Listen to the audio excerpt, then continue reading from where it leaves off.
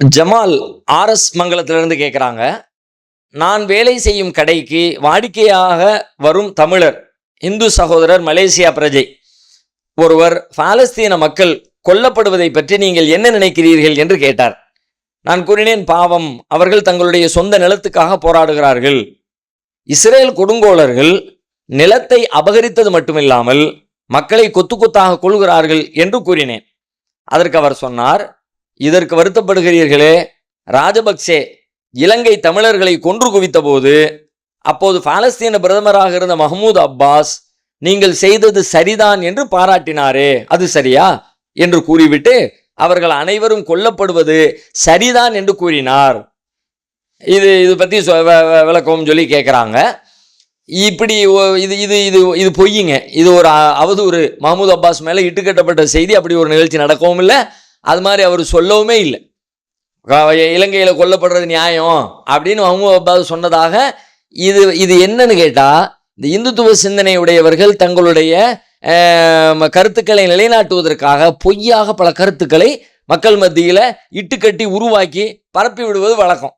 அது புத்தகமாக போடுற அளவுக்கு இருக்கிறது. அப்படி புத்தகங்கள்லாம் கூட வந்திருக்கிறது. இவங்க எவ்வளவு பொய்களை இதுவரைக்கும் தங்களுடைய கருத்துக்கு ஆதரவாக எவ்வளவு பொய்களை இட்டுக்கட்டி உருவாக்கி மக்கள் மத்தியில் புழக்கத்தில் விட்டுருக்கிறாங்க என்று ஒரு பெரிய லிஸ்டே இருக்கிறது, நூல்களும் இருக்கிறது.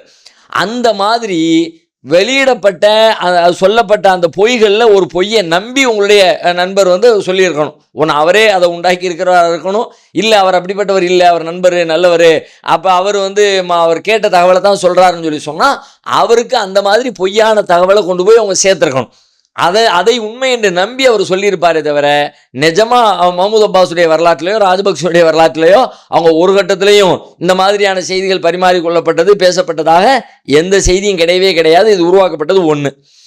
ரெண்டாவது, நீங்கள் கவனிங்க, இதில்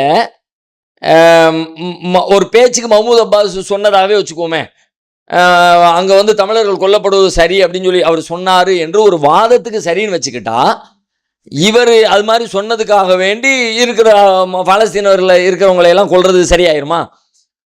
ஒரு ஆள், ஒரு தலைவர், ஒரு லீடரு, ஒரு பிரதமர், அவர் தப்பு செஞ்சார்னா அந்த தப்புக்கான தண்டனை அவருக்கு தானே கொடுக்கணும். அவர் ஊரில் இருக்கிற எல்லாத்துக்கும் கொடுத்தீங்கன்னா, குடிமக்கள் அத்தனை பேருக்கும் கொடுத்தீங்கன்னா, மோடி தப்பு பண்ணார் என்பதற்காக வேண்டி இந்தியாவில் இருக்கிற எல்லாத்தையும் கொள்ளலாம். இது மாதிரி மோடி சொல்லிட்டாருன்றதுக்காக வேண்டி யாரையோ பார்த்து எங்கேயோ பார்த்து சொல்லிவிட்டார், அதான் ஜரதாயா அப்படின்னு சொல்லிட்டார் என்பதற்காக வேண்டி இந்தியாவில் இருக்கிற எல்லா குடிமக்களையும் கொள்ளலான்னு ஒருத்தர் சொன்னால் அது அறிவுடையதாக ஏற்றுக்குவோமா நம்ம? அது ஒரு நீதி நியாயம் வேண்டாமா? தப்பு எவன் செஞ்சாலும் அவனைத்தானப்போ தண்டிக்கணும். தப்பு செய்யாத ஒருத்தனை போய் நீங்கள் தண்டனை கொடுத்தீங்கன்னா எப்படி ஏற்புடையது இல்லையே? அந்த அடிப்படையில் யோசித்தாலும், அநியாயங்களின் அடிப்படையில் யோசித்தாலும் அவர் சொல்லக்கூடிய வாதம் ஏற்புடையதில். பாலஸ்தீன மக்கள் கொல்லப்படுவதற்கு எந்த நியாயமும் இல்லை. அவங்களுடைய சொந்த நிலத்துக்காக தான் அவங்க போராடுறாங்க.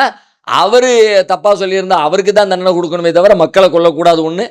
ஆனால் உண்மையில் அவர் சொன்னாரான்னு கேட்டால் அவரும் அது மாதிரி சொல்லலை. இது அவர் மீது இட்டுக்கட்டி பொய்யாக சங் பரிவார சிந்தனையுடையவர்கள் பரப்பி விட்டிருக்கிற செய்திகளில் ஒன்று. அப்படி தான் அதனுடைய உண்மை நிலை.